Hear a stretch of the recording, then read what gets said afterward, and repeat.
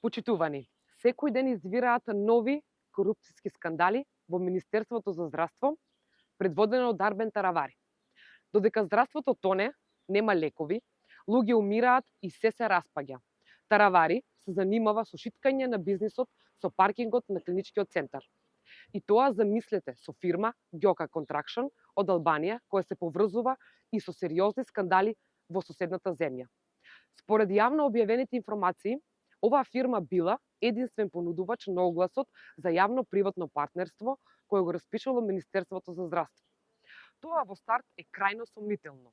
Дали дилот веќе бил направен пред да биде објавен огласот? Каков е договорот што го склучил Таравари преку јавно-приватно партнерство? Дали паркингот се доделува на оваа фирма на 20 години за само 1% да добива државата од вкупните приходи? Почитувани, значи 99% од профитот за компанијата, а само 1% од профитот за државата. Ова е погубно. Зошто државата е оштетена со приход од само 1% од профитот?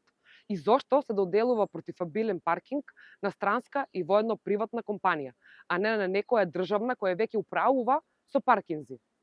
Договорено е само 1% профит за државата е крајно сомнително и отвара сомнежи за корупција. СДСМ бара министерот Таравари да одговори колков е неговиот личен интерес во ова, изразен во проценти.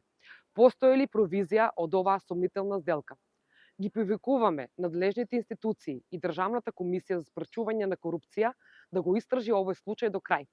Бараме власта веднаш јавно да ги објави договорот и сите документи за целата постапка.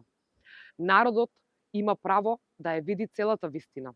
Граѓаните заслужуваат здравствен систем кој е достапен и функционален, а не систем со корупциски афери на ДПМН и ВЛЕН. Ви благодарам.